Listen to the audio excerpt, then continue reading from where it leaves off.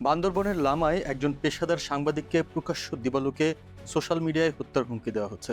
বরিশালের magistrate court থেকে পুলিশের চোখের সামনে রাষ্ট্রপক্ষের আইনজীবীদের সমস্ত আপত্তি উড়িয়ে দিয়ে জামিন অযোগ্য ধারার আসামিরা, যারা কিনা নিষিদ্ধ ঘোষিত দলের প্রভাবশালী নেতা, হেসে হেসে জামিন নিয়ে বেরিয়ে যাচ্ছে। আর ঠিক একই সময়ে আন্তর্জাতিক অপরাধ ট্রাইব্যুনাল, যেখানে জুলাইয়ের হাজারো শহীদের রক্তের বিচার হওয়ার কথা, সেখান থেকে সবচেয়ে সাহসী ও দক্ষ চিফ প্রসিকিউটরকে হঠাৎ করেই সরিয়ে দেওয়া হলো। ঘটনাগুলো কি বিচ্ছিন্ন, নাকি এই তিনটি ঘটনার বিন্দুগুলো যোগ করলেই আমরা দেখতে পাবো এমন এক ভয়ঙ্কর ব্লুপ্রিন্ট, যা আমাদের এই দ্বিতীয় স্বাধীনতাকে আবারও এক অন্ধকারের দিকে টেনে নিয়ে যাচ্ছে? প্রশ্ন হলো, বাইরে থেকে যখন আওয়ামী লীগের বিভিন্ন লোকাল অফিসের তালা ভাঙার উৎসব চলছে, তখন ঠিক সেই মুহূর্তে ভেতর থেকে তলে তলে এই ফেসিবাদের তালাগুলো খুলে দিচ্ছে কারা?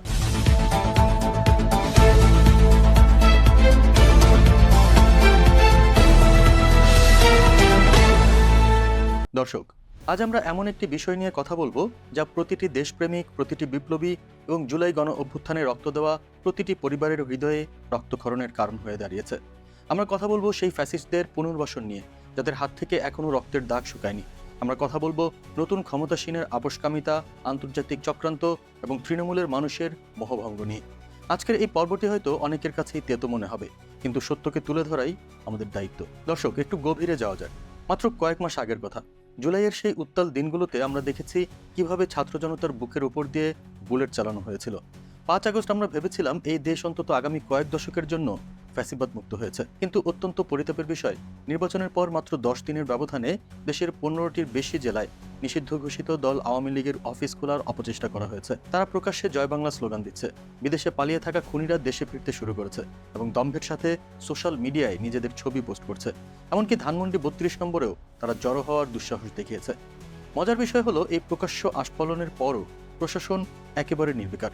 প্রশাসন শুধু নির্বিকারই নয়, কোথাও কোথাও খোদ ক্ষমতাসীন দলের লোকেরাই এই ফ্যাসিস্টদের নিরাপত্তা দিচ্ছে। গত 24 ফেব্রুয়ারি বাংলাদেশ জামায়াতে ইসলামীর সহকারী সেক্রেটারি জেনারেল এবং কেন্দ্রীয় প্রচার ও মিডিয়া বিভাগের প্রধান অ্যাডভোকেট এহসানুল মাহবুব জুবায়ের অত্যন্ত স্পষ্টভাবে এই বিষয়ে দেশবাসীকে সতর্ক করেছেন। তিনি খুব যৌক্তিক একটি পয়েন্ট তুলে ধরেছেন। আওয়ামী লীগ একটি নিষিদ্ধ দল এবং তাদের কোনো কার্যক্রম চালানোর আইনি বা প্রশাসনিক কোনো বৈধ এখতিয়ার নেই, কিন্তু তারা আজ যে ভীতিকর পরিবেশ সৃষ্টি করছে, তার ফলে জনমনে অতীতের সেই গুম, খুন আর জুলুম নির্যাতনের পুনরাবৃত্তির আশঙ্কা দেখা দিয়েছে। তবে প্রশ্ন হলো, এই দুঃসাহসটা তারা কোথায় পাচ্ছে? একটু মাঠ পর্যায়ের দিকে তাকান। বান্দরবনের লামায় ক্রাইম রিপোর্টার মোহাম্মদ আবু বকর সিদ্দিক তার ব্যক্তিগত ফেসবুক আইডি থেকে নিষিদ্ধ আওয়ামী লীগের অফিস খোলার একটি খবর শেয়ার করেছিলেন। এর জেরে স্থানীয় ছাত্রলীগ কর্মী মিনহাজউদ্দিন তাকে সরাসরি প্রাণনাশের হুমকি দেন। একটি নিষিদ্ধ দলের তৃণমূলের কর্মী যখন প্রকাশ্য দিবালোকে পেশাদার সাংবাদিককে হুমকি দেওয়ার সাহস পায়, তখন বুঝতে হবে এই শিকড় কতটা গভীরে চলে গেছে। এর চেয়েও ভয়ঙ্কর চিত্র আমরা দেখেছি বরিশালে। মাত্র এক সপ্তাহের ব্যবধানে সেখানে মহানগর ছাত্রলীগ সভাপতি জসিমউদ্দিন, যুবলীগ নেতা মাহমুদুল হক খান মামুন এবং নিষিদ্ধ আওয়ামী লীগের সাবেক 2 সংসদ সদস্য তালুকদার মোহাম্মদ ইউনুস এবং জেবুন্নেসা আফরোজ সহ ডজন খানেক নেতা আদালত থেকে জামিন পেয়ে গেছেন।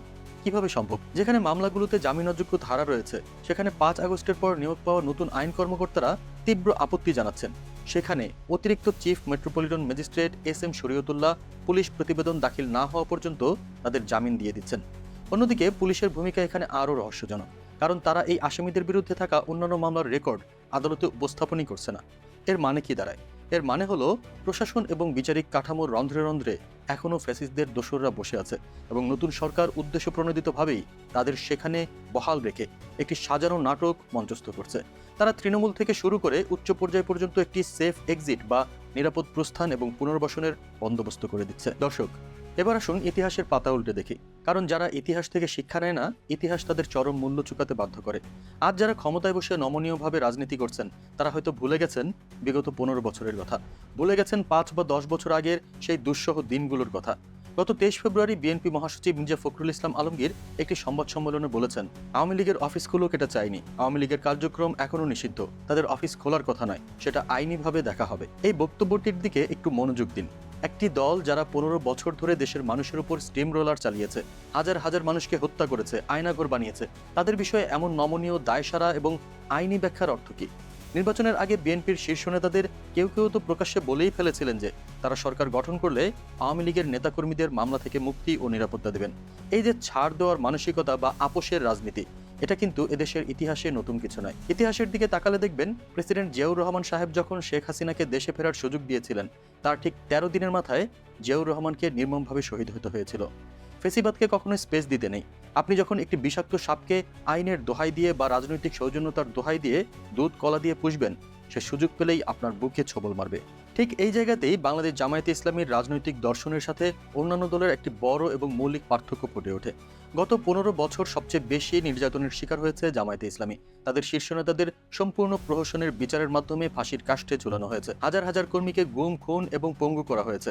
কিন্তু শত জুলুমের মুখেও তারা কখনো ফ্যাসিবাদের সাথে এক বিন্দুও আপোষ করেনি। তারা জানতো ফ্যাসিবাদের শেকড় সমূলে উৎপাটন না করা পর্যন্ত এদেশের মানুষের কোনো মুক্তি নেই। আমরা যদি আমাদের আশপাশের ভূরাজনীতির দিকে তাকাই, তবে শ্রীলঙ্কার উদাহরণটি আমাদের জন্য সবচেয়ে বড় এবং ভয়ঙ্কর সতর্কবার্তা।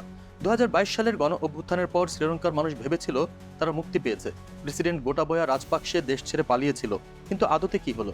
রাষ্ট্রযন্ত্রের ভেতরে থাকা সেই পুরনো অলিগার্কি বা আধিপত্য কিন্তু অটুট ছিল। আর ঠিক তার ধারাবাহিকতায় এই গেল ১২ ফেব্রুয়ারি শ্রীলঙ্কান আদালত ১২ জন বিপ্লবীকে ফাঁসির রায় দিয়েছে। অপরাধ কি? বিক্ষোভের সময় এক সরকারতুলীয় আইন প্রণেতার গাড়ির উপর হামলা হয়েছিল। তিনি গুলি চালিয়েছিলেন এবং জনতার পিটুনিতে মারা গিয়েছিলেন। সেই মামলায় বিপ্লবীদের ফাঁসি দেওয়া হলো। ইতিহাস আমাদের এই ভয়ঙ্কর সত্যটি চোখে আঙুল দিয়ে দেখাচ্ছে যে বিপ্লবের পর আপনি যদি রাষ্ট্রযন্ত্রের ভেতর থেকে পুরনো স্বৈরাচারের শেকড় উপড়ে না ফেলেন, তবে তারা ফিরে আসবে। আর তারা ফিরে এসে সেই বিপ্লবীদেরই কাঠগড়ায় দাঁড় করাবে এবং ফাঁসির দড়িতে ঝোলাবে। এখন সবচেয়ে বড় এবং যৌক্তিক প্রশ্ন হলো, পর্দার আড়ালে আসল কলকাঠি নাড়ছে কে? কার ইশারায় এই সব কিছু ঘটছে? রাজনৈতিক অঙ্গনে আজ যে গুঞ্জনটি সবচেয়ে বেশি জোরালো, তা হলো একটি মেগা গোপন সমঝোতা বা নেগোসিয়েশন। সচেতন মহল এবং রাজনৈতিক বিশ্লেষকরা মনে করছেন, উচ্চ পর্যায়ে আওয়ামী লীগের সাথে একটি সুনির্দিষ্ট এবং অলিখিত চুক্তির পরই তারেক রহমান দেশে ফিরেছেন। আর এই পুরো প্রক্রিয়ায় সরাসরি মধ্যস্থতা করেছে আমাদের প্রতিবেশী রাষ্ট্র ভারত। শোনা যাচ্ছে দিল্লি থেকে সেই গ্রিন সিগন্যাল বা সবুজ সংকেত পাওয়ার পরই তারেক রহমানের দেশে ফেরা সম্ভব হয়েছে। একটু লজিকটা বুঝুন, কেন ভারত এটা চাইবে? ভারত কখনোই চাইবে না বাংলাদেশে এমন কোনো শক্তিশালী জাতীয়তাবাদী বা ইসলামিক শক্তির উত্থান হোক যারা তাদের আধিপত্যকে সরাসরি চ্যালেঞ্জ করবে।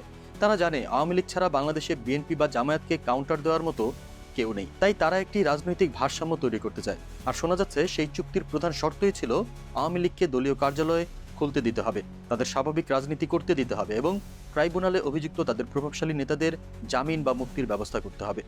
আজ যখন আমরা দেখি দেশের বিভিন্ন জায়গায় আওয়ামী লীগের অফিস খোলা হচ্ছে, বরিশালের নেতারা গণহারে জামিন পাচ্ছেন, তখন এই গোপন সমঝোতার তত্ত্বটি আর কেবল কোনো কনস্পিরেসি থিওরি বা গুঞ্জন থাকে না। এটি একটি রূঢ় এবং ভয়ঙ্কর বাস্তবতায় রূপ নেয়। এই সমঝোতা এবং চক্রান্তের সবচেয়ে নগ্ন রূপটি আমরা দেখলাম আন্তর্জাতিক অপরাধ ট্রাইব্যুনালের চিফ প্রসিকিউটর পরিবর্তনের মধ্য দিয়ে। অ্যাডভোকেট তাজুল ইসলাম, যিনি ডক্টর ইউনূসের অন্তর্বর্তীকালীন সরকারের সময় নিয়োগ পেয়েছিলেন এবং জুলাই গণ অভ্যুত্থানের খুনিদের বিচারের কাঠগড়ায় দাঁড় করাতে অত্যন্ত দক্ষ, আপসহীন এবং বলিষ্ঠ ভূমিকা রাখছিলেন, তাকে হঠাৎ করে সরিয়ে দেওয়া হলো। তার জায়গায় আনা হলো আমিনুল ইসলামকে। পশ্চিমা মিডিয়া এবং কিছু তথাকথিত সুশীল সমাজের প্রতিনিধি, যেমন বিবিসি বাংলার রিপোর্টে এটিকে খুব স্বাভাবিক এবং প্রক্রিয়াগত পরিবর্তন হিসেবে দেখানোর আপ্রাণ চেষ্টা করা হচ্ছে।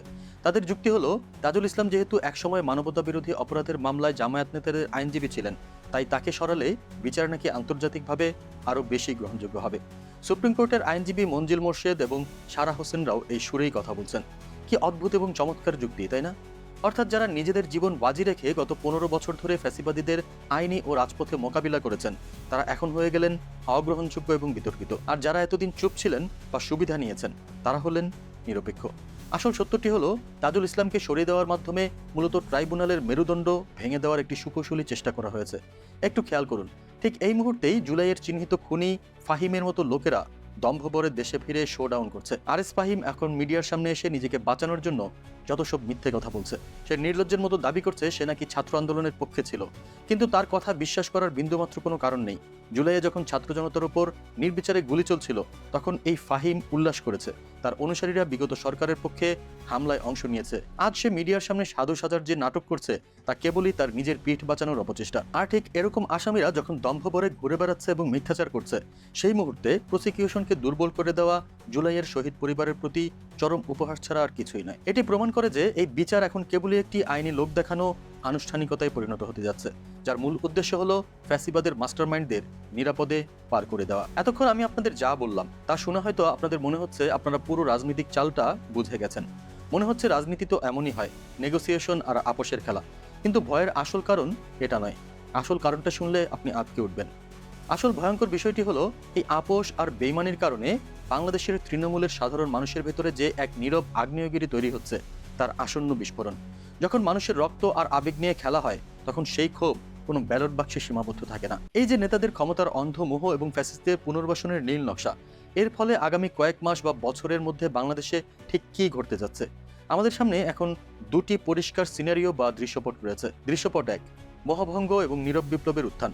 মাঠ পর্যায়ের সাধারণ মানুষের মনের অবস্থা বুঝতে হলে আপনাদের জয়পুরহাটের একজন সাধারণ উবার চালকের অভিজ্ঞতার কথা বলি। এই মানুষটির বয়স ৩৫ থেকে ৪০-এর কোঠায়। তিনি গত নির্বাচনে বিএনপিকে ভোট দিয়েছিলেন। কেন জানেন? কোনো নীতিগত বা আদর্শিক কারণে নয়, কেবল খালেদা জিয়ার মৃত্যুজনিত আবেগের বশবর্তী হয়ে তারেক রহমানকে মা মরা ছেলে ভেবে সিম্পেথি থেকে তিনি ভোট দিয়েছেন। কিন্তু আজ তিনি চরম হতাশ এবং ক্ষুব্ধ। নির্বাচনের পরপরই তিনি নিজ চোখে দেখেছেন কিভাবে চাঁদাবাজি ভয়াবহ রূপ নিয়েছে, কিভাবে জুলাইয়ের রক্তস্নাত সংস্কার প্রতিশ্রুতিগুলোর সাথে প্রকাশ্য গাদ্দারি করা হয়েছে। সবচেয়ে বড় কথা, আওয়ামী লীগের মতো একটি বিষাক্ত সাপকে পুনরায় রাজনীতিতে অফিস খোলার সুযোগ দেওয়ায় তিনি প্রচণ্ড ক্ষুব্ধ। তিনি স্পষ্ট বুঝতে পেরেছেন যে আওয়ামী লীগকে রাজনৈতিকভাবে হ্যান্ডেল করার মতো মগজ, আদর্শিক দৃঢ়তা বা পলিটিক্সের বোঝ বর্তমান ক্ষমতাসীনদের নেই। এনসিপি বা অন্যান্য সমমনা দলগুলোর কর্মীদের বেয়াদবি আর দাম্ভিকতা তাকে আরও বীতশ্রদ্ধ করেছে। এর বিপরীতে তিনি কি দেখেছেন? তিনি রাস্তায় দেখেছেন বাংলাদেশ জামায়াতে ইসলামীর আমির ডক্টর শফিকুর রহমানকে। ফোনে কথা বলার ব্যস্ততার মাঝেও একজন সাধারণ মানুষকে সালামের উত্তর দেওয়ার যে বিনয়, তা তাকে গভীরভাবে মুগ্ধ করেছে। সেই উবার চালক আজ সিদ্ধান্ত নিয়েছেন আগামীতে তিনি আর ভুল করবেন না, তার ভোটটি তিনি দাঁড়িপাল্লাতেই দেবেন। তার আশেপাশের বন্ধুরাও একই সিদ্ধান্ত নিচ্ছে। এই একজন উবার চালক আসলে পুরো বাংলাদেশের লক্ষ লক্ষ সাধারণ ভোটারের প্রতিচ্ছবি। মানুষের আবেগ নিয়ে একবার খেলা যায়, বারবার নয়। মানুষ যখন দেখে তাদের দেওয়া ম্যান্ডেটের অপব্যবহার করে খুনিদের পুনর্বাসন করা হচ্ছে, তখন তারা একটি প্রকৃত আদর্শিক, সুশৃঙ্খল এবং আপোষহীন বিকল্পের সন্ধান করে। আগামী সিটি কর্পোরেশন এবং জাতীয় নির্বাচনগুলোতে এই মোহভঙ্গ হওয়া বিশাল জনগোষ্ঠী জামায়াতে ইসলামীর মতো শক্তির দিকে ঝুঁকবে, যারা ফ্যাসিবাদের বিরুদ্ধে কখনো মাথা নত করেনি। এটি হবে ব্যালটের মাধ্যমে এক নীরব বিপ্লব। দৃশ্যপট ২, শ্রীলঙ্কা মডেলের ভয়াবহ পুনরাবৃত্তি। আর যদি দৃশ্যপট ২ কার্যকর হয়, তবে তা হবে এদেশের জন্য এক অন্ধকার অধ্যায়। বর্তমান সরকার যদি এই ভারতীয় গ্রিন সিগন্যাল আর গোপন চুক্তির পথেই হাঁটে, তবে আগামী ৬ থেকে ১২ মাসের মধ্যে আওয়ামী লীগ পুরোপুরি রাজপথে পুনর্বাসিত হবে। তারা আইনি ফাঁকফোকর দিয়ে সব নেতাকে ছাড়িয়ে আনবে। এরপর প্রশাসন, মিডিয়া এবং বিচার বিভাগের ভেতরে ঘাপটি মেরে থাকা তাদের দোসরদের ব্যবহার করে তারা উল্টো হামলা শুরু করবে। সেই হিট লিস্টের সবার উপরে থাকবে কারা? থাকবে এনসিপির তরুণরা, থাকবে জামায়াতে ইসলামীর লাখো কর্মী, আর থাকবে জুলাইয়ের সেই অকুতভয় ছাত্র জনতা। বিএনপি হয়তো ভাবছে আপোষ করে তারা ক্ষমতার ভাগ পাবে, মির্জা ফখরুল, রিজভির মতো নেতারা হয়তো বেঁচে যাবেন, কিন্তু তাদের তৃণমূলের লাখো কর্মীকে অতীতের মতোই আবার জেলের ঘানি টানতে হবে অথবা হত্যার শিকার হতে হবে। ফ্যাসিবাদের শেকড় সমূলে উৎপাটন না করলে সেই শেকড় একদিন পুরো রাষ্ট্রযন্ত্রকে পেঁচিয়ে ধরবেই। দর্শক, আজকের এই দীর্ঘ এবং তথ্যবহুল আলোচনা থেকে একটি বিষয় একদম স্ফটিকের মতো পরিষ্কার। ইতিহাস আমাদের বারবার শেখায়, ফ্যাসিবাদের সাথে কখনো কোনো অবস্থাতেই আপোষ চলে না। আপোষ করলে তার চরম মূল্য রক্ত দিয়ে চুকাতে হয়। আজ যারা শহীদের রক্তের উপর দাঁড়িয়ে ক্ষমতার মসনদ পাকা করার জন্য ফ্যাসিস্টদের প্রতি দরদ দেখাচ্ছেন, যারা ট্রাইব্যুনালকে সুকৌশলে দুর্বল করছেন এবং খুনিদের নির্বিঘ্নে জামিন দিচ্ছেন, দেশের মানুষ কিন্তু অন্ধ নয়। তারা প্রতিটি পদক্ষেপ তীক্ষ্ণভাবে পর্যবেক্ষণ করছে। ফ্যাসিবাদের শেকড় সমূলে উৎপাটন না করা পর্যন্ত দেশের স্বাধীনতা, সার্বভৌমত্ব এবং আমাদের ভবিষ্যৎ প্রজন্মের নিরাপত্তা নিশ্চিত হবে না। আজ আপনাদের কাছে একটি প্রশ্ন রেখে যেতে চাই, আপনাদের কি মনে হয় এই যে আওয়ামী লীগের অফিস খুলতে দেওয়া বা ট্রাইব্যুনালের প্রসিকিউটর পরিবর্তন, এগুলো কি নিছকই প্রশাসনিক দুর্বলতা, নাকি ভারতের মধ্যস্থতায় হওয়া কোনো গভীর ষড়যন্ত্রের অংশ? নিচে কমেন্ট করে আপনাদের মতামত অবশ্যই জানাবেন। ভিডিওটি গুরুত্বপূর্ণ মনে হলে শেয়ার করে সত্যটা সবাইকে জানার সুযোগ করে দিন। আজ এই পর্যন্তই। সবাই সজাগ থাকুন, সতর্ক থাকুন। আল্লাহ আমাদের সহায় হন। আল্লাহ হাফিজ।